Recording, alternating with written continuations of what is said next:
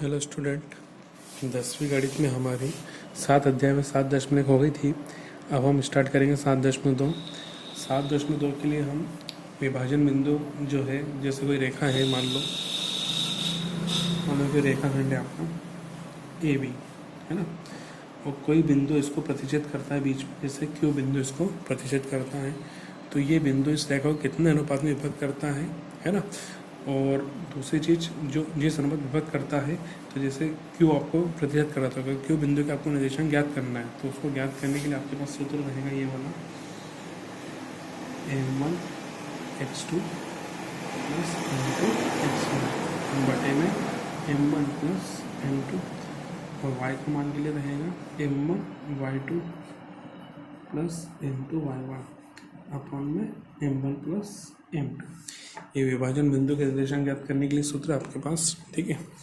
अब आपका प्रश्न है, उस बिंदु का निर्देशांक ज्ञात कीजिए जो बिंदुओं -1 7 और 4 3 को मिलाने वाले रेखाखंड को 2:3 में विभाजित करता है। मतलब कोई एक रेखाखंड है जिसके निर्देशांक दे रखे, एक तो ये दे रखा है, ये दे रखा है। अब उस रेखाखंड को कोई बिंदु काटता है बीच में, तो वो जो बिंदु काटता है वो किस अनुपात में काटता है? 2:3 में। अब उसके क्या करने हैं, अपन को निर्देशांक ज्ञात करने हैं। देखिए, सबसे पहले जो बिंदु दे उनको मान लेते हैं कि पहला बिंदु क्या हो गया, ए, जो कि कितना है -1 7, और दूसरा हो गया बी, बी कितना है 4 3। तो यहाँ पे x1 का मान हो गया आपका -1, y1 हो गया 7, x2 का मान हो गया 4 और y2 का मान हो गया -3, ठीक है। अब आपको अनुपात दे रहेगा 2:3, तो वो रहेगा आपका m1 अनुपात m2 बराबर 2:3। अब आपको जो है, जो निर्देशांक बिंदु, जो विभाजन बिंदु, उसके निर्देशांक क्या करना है, ज्ञात करना है। तो देखिए,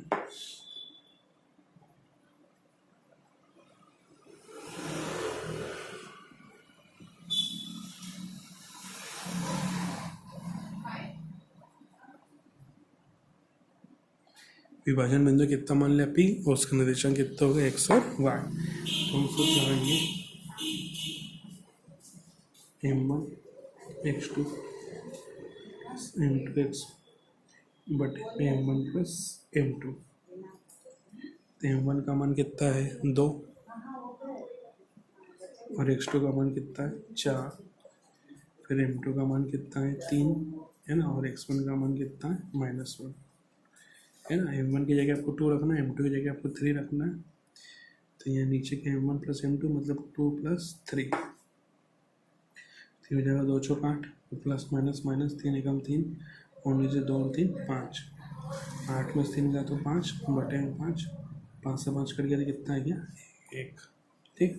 इसी तरह से y का सूत्र लगा देंगे, तो y का सूत्र क्या हो जाएगा m1 y2 plus m2 y1 बटे में m1 प्लस m2।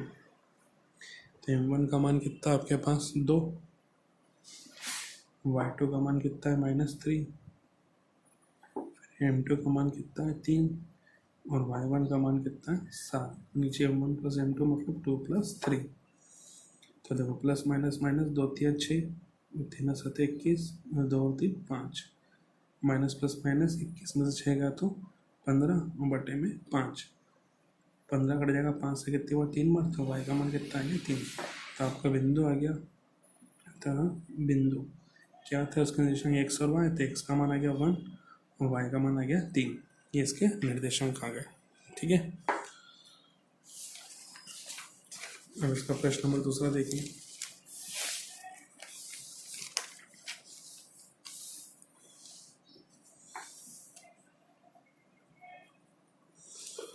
क्या लिखा है, बिंदु 4 -1 और -2 -3 को जोड़ने वाले रेखाखंड को समत्रिभाजित करने वाले बिंदु के निर्देशांक ज्ञात कीजिए। मतलब अब जो रेखाखंड है उसके कितने भाग होंगे, समान 3 भाग होंगे।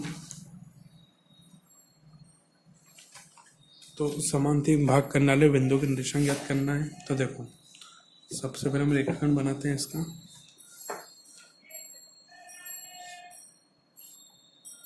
एक का निर्देशांक कितना दे रखा है 4 -1, और ये कितना दे रखा है -2 -3। अब इस सेकंड के समान 3 भाग करने अपन को। तो जैसे ये 2 भाग हो गए और एक बिंदु काटेगा तो 3 भाग हो गए। तो अब ये 3 भाग हो गए, एक तो ये हो गया, दूसरा ये हो गया, तीसरा ये हो गया। तो इसको मान लिया P और इसको मान लिया हमने Q। ठीक, अब इनके निर्देशांक मान लेंगे। तो ये हो गया x y और ये हो गया x डैश और y डैश। ठीक है, यहाँ पे लिखेंगे माना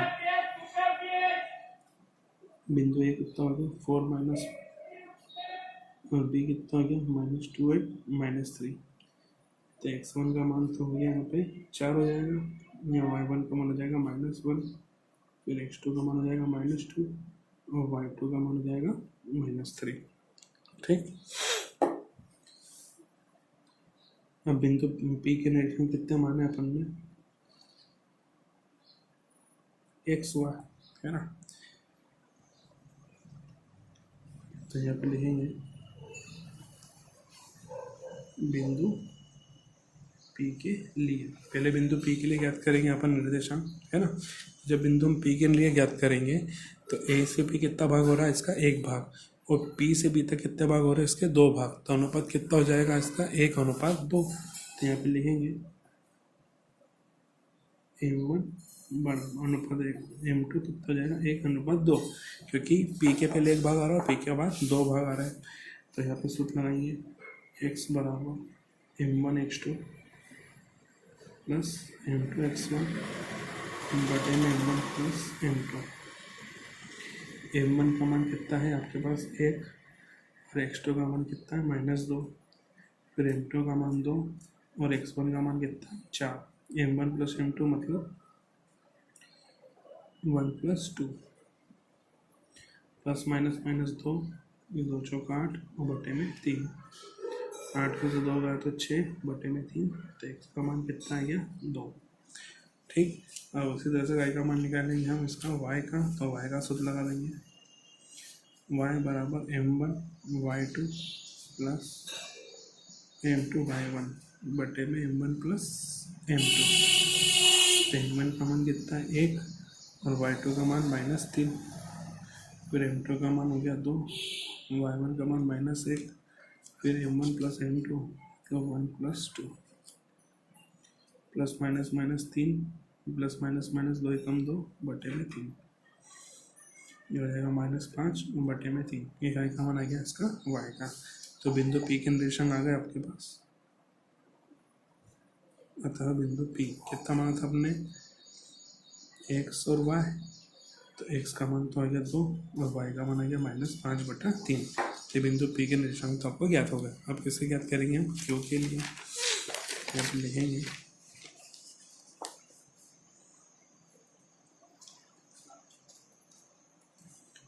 Q कितना माना हमने x डैश और y डैश। तो बिंदु Q के लिए अब इसमें ध्यान से समझना, हम बिंदु Q के निर्देशांक निकालेंगे। तो Q के लिए A से Q तक कितने भाग हो रहे हैं इसके 2, एक A से P, P से Q, और Q के बाद कितना भाग हो रहा है 1, मतलब Q से भी। तब इसका अनुपात कितना हो जाएगा 2:1, क्योंकि 2 भाग इधर और एक भाग उधर है। तो अनुपात कितना हो जाएगा इसका 2:1। ये लिखेंगे M1 अनुपात M2 बराबर 2:1। और वापस से सूत्र लगाएंगे। तो ध्यान रखना, जैसे यहाँ पे एक्स वाई माना था तो हमने सूत्र में एक्स और वाई लिखा था, हम यहाँ पे एक्स डैश वाई डैश माना है तो सूत्र में क्या लिखेंगे एक्स डैश और वाई डैश। तो यहाँ लिखेंगे एक्स डैश, सूत्र वही रहेगा M1 x2 plus M2 x1 और बाद में M1 प्लस M2। M1 का मान 2, x2 का मान कितना है -2, फिर M2 का मान 1, x1 का मान कितना है 4।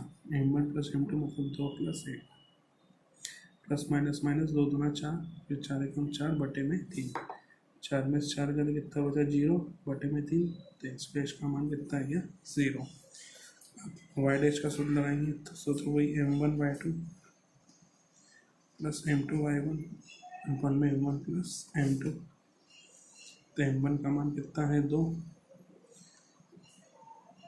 और y2 का मान कितना है -3, फिर M2 का मान कितना है 1 और y1 का मान कितना है -1, फिर m1 प्लस m2 मतलब 2 + 1,